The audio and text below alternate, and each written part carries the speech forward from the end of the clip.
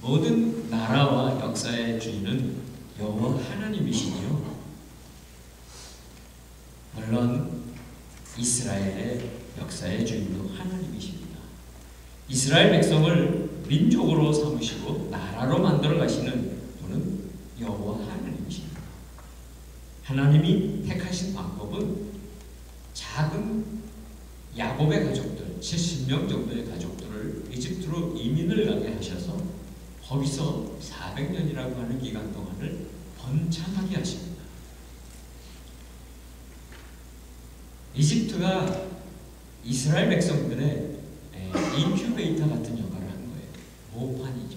그곳에서 잘 번성하고 번창할 수 있게 이렇게 하셨습니다. 그러나 이러한 하나님의 크신 계획을 대적 사탄이 그냥 놔둘 리가 없습니다. 방해하죠. 이스라엘의 자손들의 씨를 말리려고 하는 일을 해요. 그것은 바로 아들을 낳으면 모두 나일강에 던져서 죽이라는 것입니다. 그렇게 몇십 년 지나가면 이스라엘은 없어지겠죠. 이러한 일들은 특별히 이스라엘 백성들, 유대인들에게는 처음이 아닙니다. 우리가 잘 아는 대로 20세기에도 있었습니다. 나치 독일은 유대인들 말살 정책을 통해서 600만 명이라고 하는 엄청난 유대인을 죽입니다. 이 또한 사단의 방해 공작의 하나입니다. 이집트에서 그렇게 그들이 고통 가운데 노예가 되어서 살아가고 있을 때 하나님은 그들을 해방시킬 수 있도록 준비하고 계셨습니다. 그래서 그 한 사람을 이 땅에 보내셨는데 그 한 사람 모세를 하나님은 믿음의 어머니 가정에 태어나게 합니다. 그래서 그 어머니 자신이 비록 공주에게 입양은 됐어도 어머니가 유모가 되어서 그 모세를 키워줍니다. 히브리 사람으로 키워주는 것입니다. 그리고 또한 40세가 될 때까지 모세를 이집트 왕궁의 왕자와 같이 최고의 교육을 받게 해줍니다. 그리고 마지막에 미디안 광야에서 하나님의 광야 훈련 학교를 또 40년 동안 받습니다. 시간이 40년이 얼마나 깁니까? 이 기간 동안 모세는 겸손해질 수밖에 없고 온유해질 수밖에 없었습니다. 백성들이 너무 고통스럽게 부르짖고 신음하는 소리가 하나님의 보좌를 울립니다. 하나님이 그 음성을 들으십니다. 그리고 하나님이 역사의 수레바퀴를 빠르게 돌리기 시작을 하시는 거예요. 출애굽이라고 하는 것은 인간의 힘으로는 불가능합니다. 강대국입니다. 그 당시에 최강대국인 이집트에 노예에 지나지 않는 사람들이 무슨 수로 탈출을 할 수가 있겠습니까? 불가능하죠. 그렇지만 사람에게 불가능한 일이 하나님, 전능하신 하나님께서는 얼마든지 이루실 수 있습니다. 그리고 하나님이 사용하는 사람들의 면면을 보면 능력이 크고 강하고 세상의 관점으로 봤을 때 참 대단한 사람을 쓰시지는 않습니다. 대부분 그렇습니다. 하나님은 자기를 내려놓은 사람, 또 능력이 부족한 사람, 내세울 것도 별로 없는 사람을 부르시고 사용하시는 일을 하십니다. 오늘 1절, 2절 우리 본문 말씀 같이 한번 읽도록 하십니다. 1절, 2절 시작. 모세가 자기 장인 어머니인 미디안 제사장 이드로의 양떼를 치고 있을 때였습니다. 모세가 양떼를 몰고 광야 서쪽으로 가다가 하나님의 산 호렙에 이르게 되었습니다. 그곳에서 여호와의 천사가 떨기나무 가운데 타는 불꽃 속에서 모세에게 나타났습니다. 모세가 보니 떨기나무에 불이 붙어 있는데 타지는 않았습니다. 모세는 40년 목동 생활을 하고 나서 내세울 것이 하나도 없습니다. 자랑할 것도 없습니다. 단지 장인 집에 양을 치고 살아가는 목동입니다. 어찌 보면 장인 집의 머슴과도 비슷합니다. 그런데 그가 준비되어 있는 것을 아시는 분이 계십니다. 바로 하나님이세요. 우리가 신앙생활을 때로는 5년, 10년, 20년 이렇게 해오죠. 그런데 신앙생활은 체험이 없이는 든든하게 세워지지 않습니다. 하나님을 경험하지 않고 신앙생활을 할 수도 있긴 있습니다. 그렇지만 그 신앙생활은 생각입니다. 관념입니다. 이론입니다. 살아계신 하나님을 진정으로 우리가 받아들일 수가 없습니다. 어렵습니다. 물론 사람마다 하나님을 경험하고 예수님을 경험하는 과정은 다 같지 않습니다. 다릅니다. 그 사람의 성품이나 그 사람의 해왔던 신앙의 배경에 따라 다르게 되어 있습니다. 어떻게 만나주시느냐고요? 때로 어떤 사람은 자기 육신의 고난 때문에, 병 때문에 하나님을 그 사건을 통해서 만나기도 하죠. 또 어떤 사람은 성경을 읽다가 그 성경 가운데 늘 읽던 성경인데 그 성경이 글자가 성경 속에서 튀어나옵니다. 움직입니다. 그러면서 우리를 만나주시기도 합니다. 그것이 바로 살아계신 하나님이십니다. 또 어떨 때는 우리가 기도할 때 간절히 기도하면서 기도할 때 물론 우리가 방언을 받기도 하고 성령의 역사가 일어나지만 기도하면서 또 하나님의 말씀을 내가 곰곰이 묵상하다가 이렇게 만나주시는 하나님의 경험을 하기도 합니다. 또 어떤 사람은 바울처럼 길을 걸어가다가 하나님을 만나기도 합니다. 모양은 다릅니다. 다 다른 모양. 각 사람에게 맞고 적합한 방법으로 하나님을 찾아오시는데 그분을 만나는 경험을 하셔야 합니다. 왜냐하면 하나님은 살아계시거든요. 여러분이 사람이 다른 사람을 만나는 것은 인격체이기 때문에 만나고 대화하고 소통합니다. 하나님도 마찬가지입니다. 하나님은 내가 머릿속으로 아니면 다른 사람들이 만들어낸 어떤 가공의 그런 인물이 아닙니다. 하나님은 지금도 살아계시죠. 그리고 불꽃 같은 눈으로 나를 보고 계십니다. 그래서 우리가 그분을 만날 때 그분을 만나는 특별한 경험을 하게 되어 있습니다. 그래서 그 경험을 통해서 우리는 하나님을 고백하는 거예요. 또 그 경험을 통해서 우리가 신앙이 좀 흐려졌을 때, 연약해졌을 때 다시 회복할 수 있게 되는 것입니다. 오늘 모세가 경험하는 하나님은 어떤 하나님인가요? 모세는 그가 지난 30년, 40년 동안에 장인의 양을 치듯 늘 하던 패턴대로 양을 치는 거예요. 양을 몰고 풀을 찾아서 광야 동편으로 갔다 서편으로 가는데 오늘은 서편으로 이동하는 중이었습니다. 그런데 광야에 흔한 나무가 떨기나무입니다. 우리가 살고 있는 이 샌디에고에 여러 우리 블랙 마운틴이잖아요. 여기 산도 있고 카멜 마운틴 산도 있는데 산에 가면 다 이 떨기나무 종류입니다. 그렇죠. 키도 크지도 않고 저 뿌리에서부터 가지들이 쭉쭉 뻗쳐가고 그러한 나무들. 그것이 떨기나무입니다. 떨기나무는 그늘도 만들어주질 않아요. 뭐 그늘이 돼야 가서 이렇게 좀 쉴 수도 있을 텐데 그늘을 만들어주지도 못하고 또 땔감도 되지도 않습니다. 뭐 그거 비워다 불을 피워봐야 얼마나 피우겠습니까? 이번에 우리가 그 아우리치를 갔는데 저하고 우리 이은왕 집사님하고 정태화 집사님하고 이 뭐 그늘이 집안에 들어가면 그늘인데 이제 사람들이 오는 걸 맞이한다고 길 밖에서 지금 땡볕이 피할 데가 없나 보니까 두 분이 담벼락 밑에 이렇게 서 계시는데 아주 조그마한 그림자가 있는 담벼락. 그래서 고기도 들어가니까 시원하더라고요. 좀 낫더라고요. 그런 그늘조차 만들지 못하는 게 떨기나무예요. 이렇게 참 가치없고 보잘것없는 그 모습이 누구의 모습인가요? 모세의 모습입니다. 모세의 모습. 모세가 그렇잖아요. 뭐 세상에 태어나가지고 이제 80 가까이 됐는데 뭐 해놓은 게 뭐가 있습니까? 아무것도 없고 참 보잘것없는 떨기나무 같은 인생이에요. 아마 이런 떨기나무 불쏘시개 정도는 쓸 수 있을 거예요. 그런데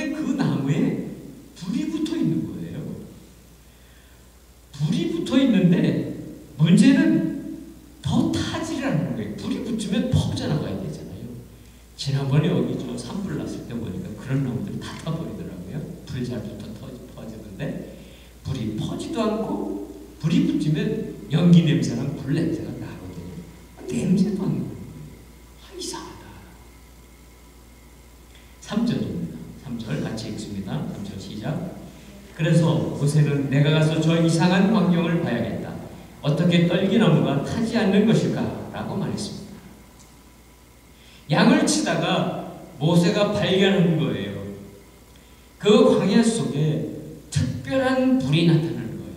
오늘 성경 1절, 2절을 보면 하나님의 천사가 불로 나타났다 이렇게 나와 있는 것이죠.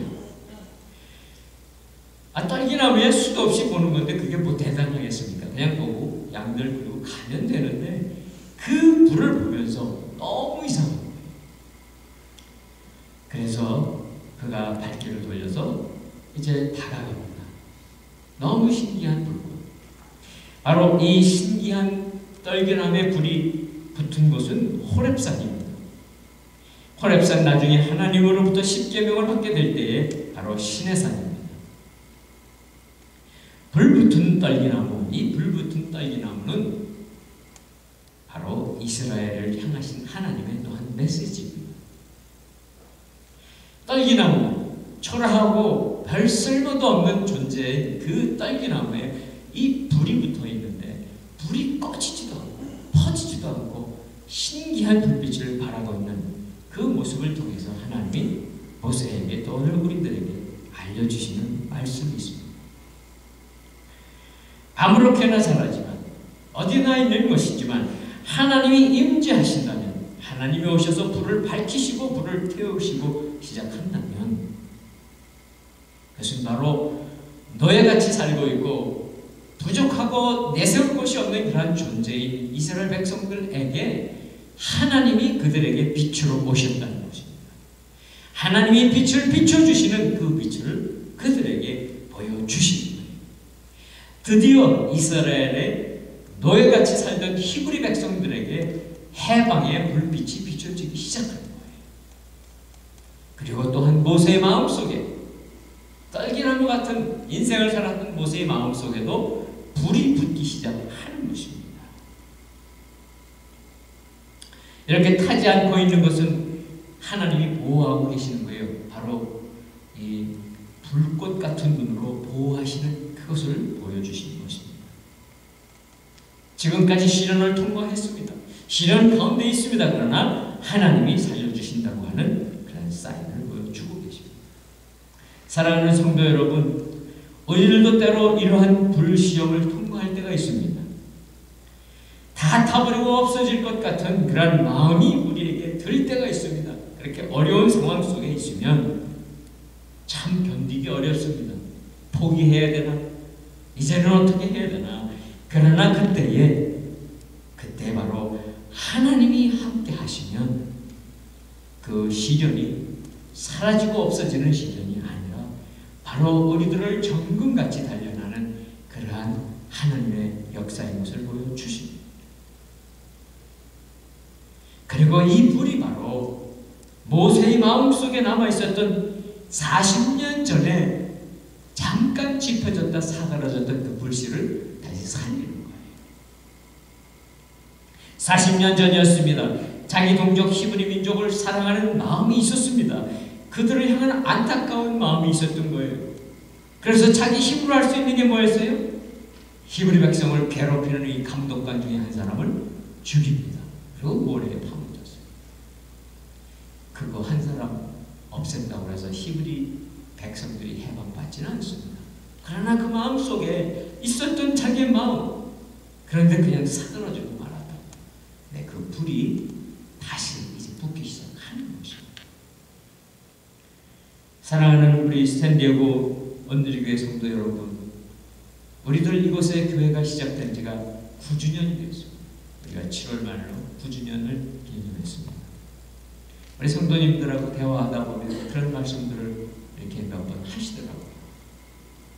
우리 마음속에 우리의 바라던 것, 희망하던 것, 또 우리가 계획했던 것들이 다 사그러졌습니다. 이제는 별로 기대하는 것도 없습니다. 별로 이렇게 소망이 없다는 거예요. 어찌 보면 그것이 우리의 현실일 수 있습니다. 저도 이곳에 온 지 이제 6개월, 7개월째입니다. 그러나 오늘 저는 이 말씀을 이렇게 생각하다가 그렇구나. 우리들 마음속에 우리가 품었던 지금은 사그라져 있는지 찾아들어서 있는 것 같지만 그 불이 살아있음을 믿으시기 바랍니다. 하나님께서 오셔서 여러분들 마음속에 성령으로 불을 지펴주시기를 축원합니다. 저희 마음속에 여러분들 마음속에 하나님이 오시면 우리들 떨기나무 같고 부족하고 어려운 것 같아도 하나님이 역사하시면 우리들을 하나님의 놀라운 사역자들로 하나님의 공동체로 분명히 사용해 주심을 믿으시기 바랍니다. 그것이 오늘 주님이 우리에게 깨닫게 해주시는 음성입니다. 4절, 5절 같이 읽습니다. 4절, 5절 시작. 여호와께서 모세가 자세히 물어오는 것을 보시고 떨기나무 가운데서 모세야 모세야 하고 부르셨습니다. 그러자 모세는 제가 여기 있습니다 하고 대답했습니다. 하나님께서 더 이상 가까이 다가오지 마라. 내가 서 있는 곳은 거룩한 땅이니 내 발에서 내 신을 벗어라 라고 말씀하셨습니다. 모세는 그 신기한 불을 향해서 한 걸음 다가가고 있습니다. 그런데 그때 음성이 들리는 거예요. 자기 이름을 부르는 거예요. 모세야 모세야. 모세의 이름을 어떻게 알으셨을까요? 하나님이 모르는 이름 없습니다. 놀란 것은 모세입니다. 모세. 내 이름을 부르시는 거예요. 우리는 하나님을 잘 모를 때가 너무 많습니다. 그렇지만 하나님은 우리를 다 알고 계십니다. 속속들이 알고 계십니다. 우리를 개인적으로 아실 뿐만 아니라 우리의 무리 공동체가 어떤지도 다 알고 계십니다. 모세의 이름이 바로 떨기나무로 다가가고 있는 그때 불려졌을 때 얼마나 놀랐습니까? 바로 누가 사람이 부르는 건 아니거든요. 광야에 누가 아무도 없습니다. 양들밖에 없습니다. 그리고 떨기나무에 붙은 불입니다. 이 초자연적인 무리들이 붙인 불도 아닌 초자연적인 하나님의 불꽃 가운데서 내 이름을 부르시는 음성을 들었을 때 모세는 직감적으로 느낍니다. 하나님이시구나. 하나님이시구나.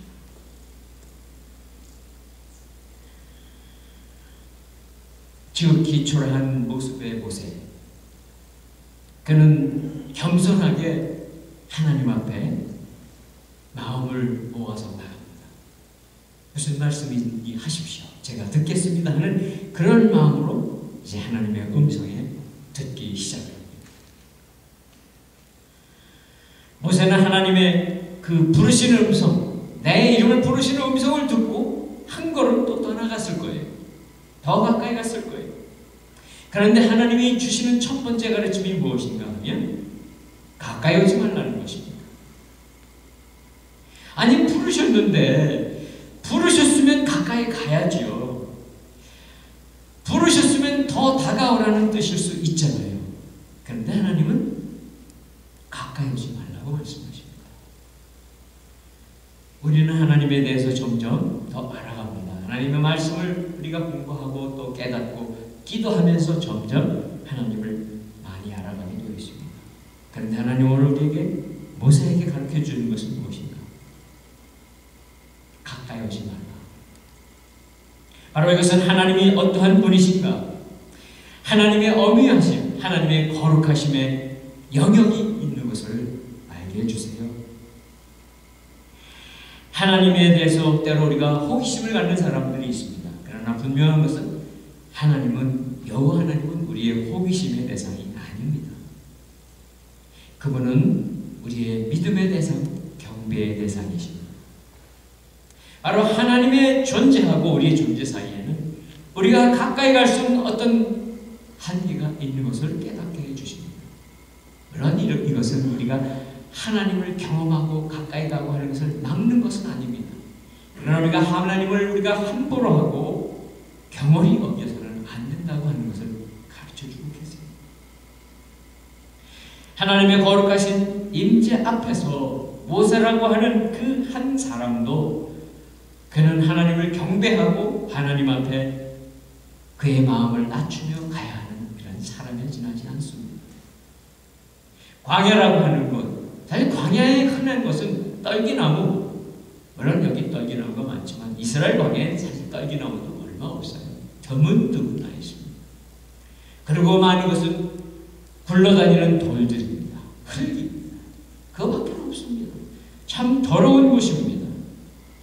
그렇지만 하나님이 그 불꽃, 떨기나무의 불꽃 가운데 찾아오셨을 때에 그 시간, 그 공간은 하나님의 거룩한 임재의 장소가 되었습니다. 물론 그 자리, 바로 그 자리에서 나중에 이스라엘 백성을 만나주시고 이스라엘 백성들에게 십계명을 주시는 바로 그 자리가 됩니다.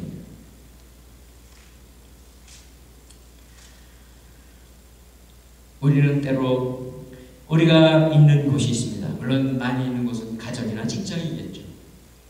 때로는 이렇게 성전에 와 있지만 우리가 어느 곳에 있든지 우리들이 살아가는 어떤 곳에든지 하나님은 오실 수 있습니다. 만일 그렇게 하나님이 우리 가운데 임재하는 그런 시간과 공간이 있다면 우리는 무릎을 꿇어야 합니다. 물론 우리의 겉모습에 무릎을 꿇는 것보다 우리의 마음의 존재를 무릎을 꿇으면서 하나님 앞에 나가야 할 것입니다. 그리고 그 다음에 하시는 말씀이 있습니다. 그 말씀은 무엇입니까? 신을 벗어나는 것이죠. 신을 벗어나. 노예는 신발이 없습니다. 이스라엘 백성들이나 이런 노예된 사람들은 원래 신발을 신기지 않습니다. 왜냐고요? 신발을 신으면 도망갈 수 있거든요.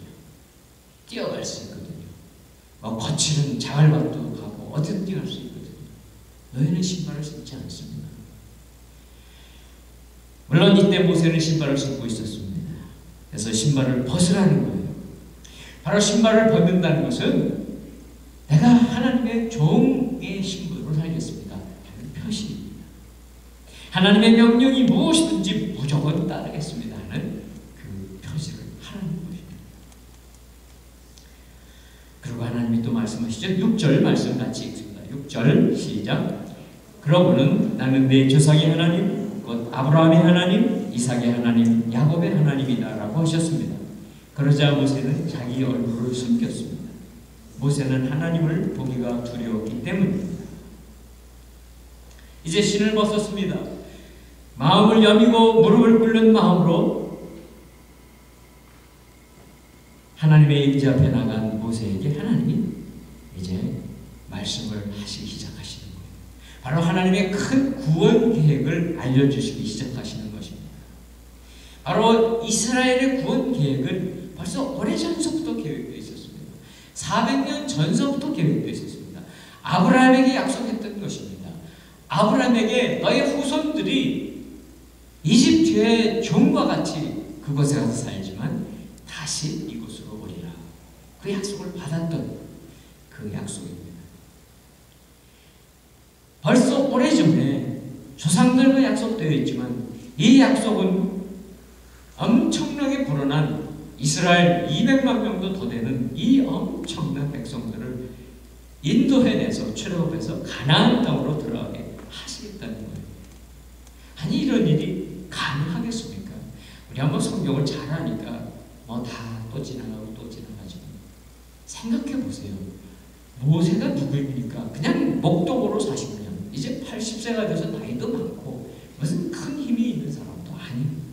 무슨 위대한 비전과 야망을 가지고 있는 사람도 아닙니다. 어찌 보면 없어지고 사그러질 수밖에 없는 그런 존재인 이 모세에게 하나님이 말씀하고 계시는 거예요. 모세로서는 불가능한 일이죠. 엄청난 일입니다. 그런데 여기 말씀하시죠. 하나님 말씀하시니 나는 아브라함의 하나님, 이삭의 하나님, 야곱의 하나님이라고 말씀하십니다. 벌써 400년 전에 다 돌아가신 분들입니다.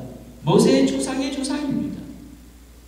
그런데 그 조상들에게 하셨던 약속을 다시 모세에게 하시는 이유가 무엇입니까? 하나님은요, 한번 약속하시면 반드시 성취하시는 하나님이신 것을 알려주십니다. 사랑하는 성도 여러분, 여러분이 가지고 계신 하나님의 약속이 무엇입니까? 작든 크든 하나님의 구원의 약속을 붙잡고 사시는 분들 아닙니까? 하나님 그 약속을 우리가 어떠한 상황 가운데 있었든 얼마나 오래 지났든 내가 지금 삶의 모습이 어떠하든 상관하지 아니하고 반드시 성취하시는 하나님인 것을 믿으시기를 축원합니다. 약속을 기억하셔야 합니다. 그뿐만이 아닙니다. 아니 벌써 400년 전에 그 훨씬 전에 다 돌아가셨잖아요. 아브라함도 돌아가셨고 이삭도 돌아가셨고 야곱도 돌아가시고 다 돌아가셨는데 어떻게 그 사람들의 하나님이시냐고요. 이것이 바로 구약성경에 나오는 부활에 대한 말씀입니다. 우리가 요즘 마가복음 큐티하고 있죠? 거기 나오죠. 예수님이 이 말씀을 하십니다. 부활을 의심하는 사두개인들에게 이 말씀을 하시는 거예요. 아브라함 죽었다. 육신으로는 벌써 400몇십 년 전에 죽었고 이삭도 죽었고 야곱도 죽었지만 그 사람들 다 지금 살아있다. 하나님 앞에 이 땅에 와 있는 저도 그렇고 여러분들도 그렇고 우리는 이 땅만 살아가고 끝나는 존재가 아니라고요. 우리는 예수님이 우리에게 약속해 주신 대로 우리 육신은 혹시 이 땅에서 사라질지라도 다시 예수님이 부활하신 것처럼 우리도 이렇게 부활하게 되어 하나님과 예수 그리스도와 함께 영원토록 그분 앞에서 살아가실 그것을 믿으시기를 바랍니다. 그것이 바로 아브라함의 하나님, 이삭의 하나님, 야곱의 하나님입니다. 바로 그 하나님은 나의 하나님, 여러분의 하나님, 우리 모두의 하나님이십니다. 전능하신 하나님의 임재 앞에서 모세는 얼굴을 숙입니다. 우리가 참으로 하나님을 경험하게 되면 여러분들도 그러실 거예요. 기도하다가 성경이 읽다가 내가 아픈 가운데서 정말 하나님을 만난 경험을 하면 공통적으로 갖는 마음이 뭔지 아세요? 두렵죠. 물론 이 두려움은 두 가지예요. 사단이 주는 두려움이 있고 이 하나님의 영, 성령이 오셔서 주시는 두려움이 달라요. 알겠습니다. 경외감을 갖게 하는 거예요. 경외감. 하나님이 주시는 이런 임재하신 가운데 나갈 때 우리가 얼마나 부끄러운 존재인 걸 깨닫기 때문에 그러는 거예요. 내가 얼마나 큰 죄인인 걸 깨닫기 때문에 그런 마음이 드는 거예요. 사실 하나님은 우리를 무엇으로 만드셨습니까? 우리 재료, 원재료가 무엇입니까? 아담과 하와를 만들었던 원재료는 흙입니다. 흙을 사람의 형상으로 만들어 놓으시고 그 코에 하나님이 생기를 불어넣어 주셨을 때 생명이 됩니다. 우리의 영과魂과 몸이 있는 존재가 된 거예요. 그래서 원래 우리는 흙이에요. 이 땅에 발에 밟히는 흙의 존재라고요. 우리가 참으로 어떤 존재인가를 깨닫게 되고 바로 그 우리를 만드신 하나님이 나에게 말씀하시고 나의 마음속에 오셔서 이렇게 터치하실 때 우리는 우리의 존재를 다시 발견하는 거예요. 그리고 그분 앞에 서 있을 때 우리의 마음은 두렵습니다. 이 두려움은 생명의 두려움이에요.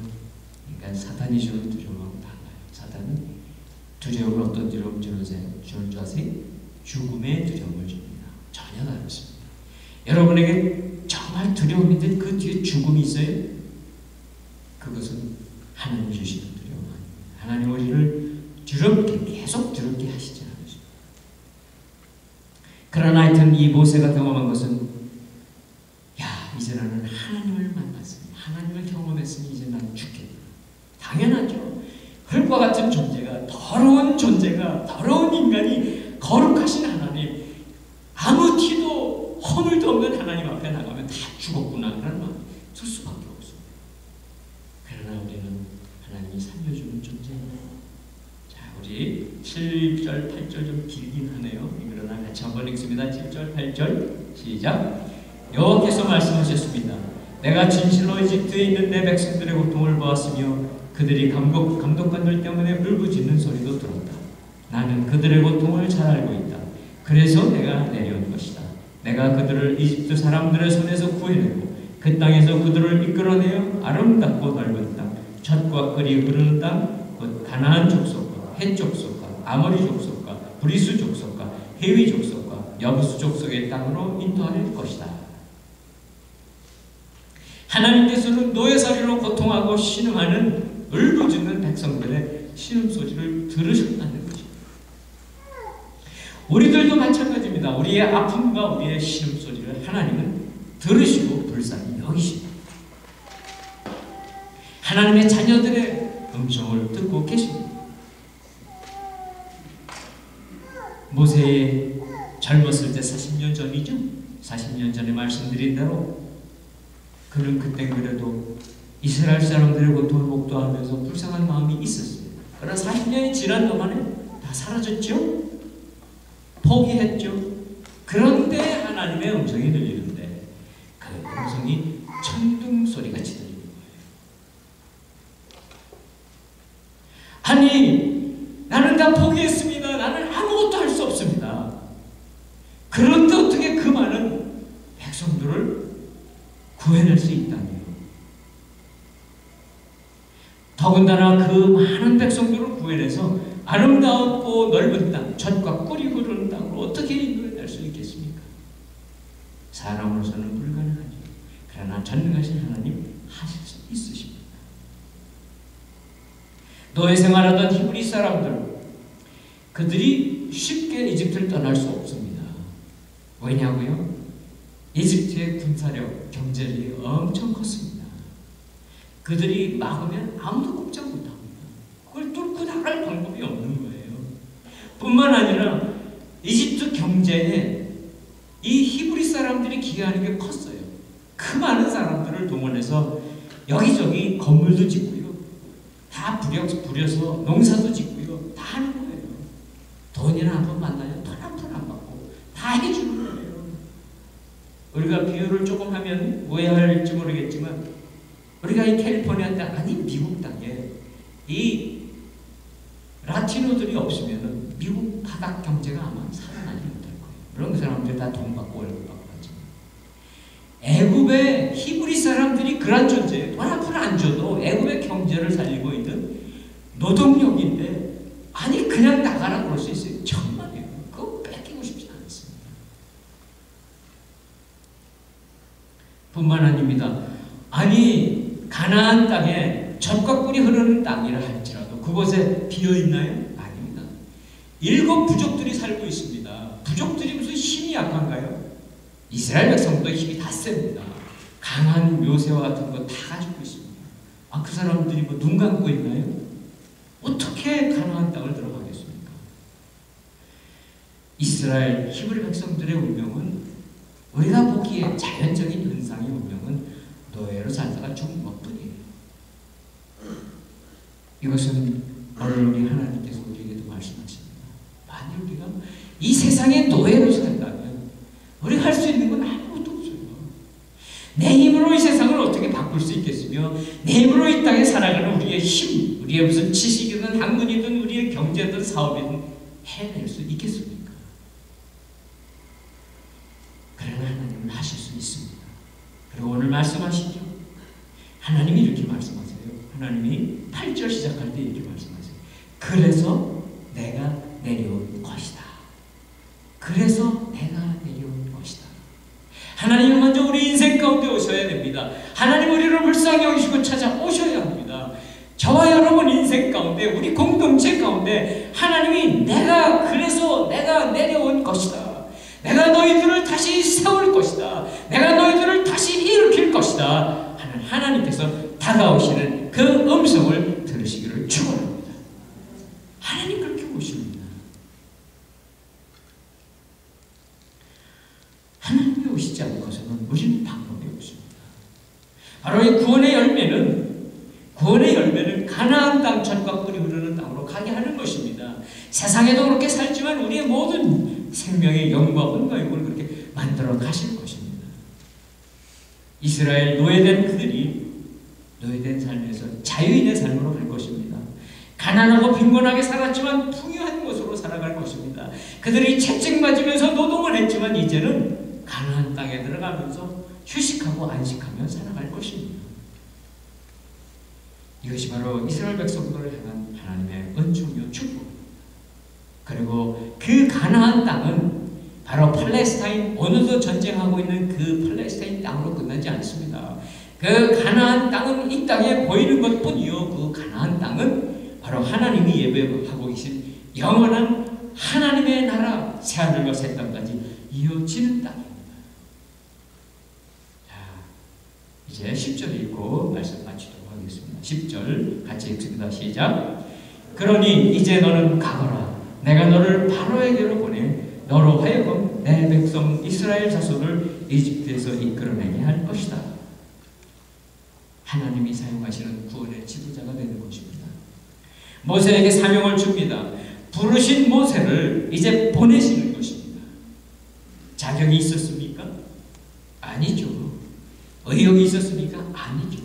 하나님이 불러주시면 시작이 되는 것입니다. 하나님께서 바로 부르시면서 하나님 나라의 장군으로, 대사로, 하나님 나라의 지휘관으로 보내시는 것입니다.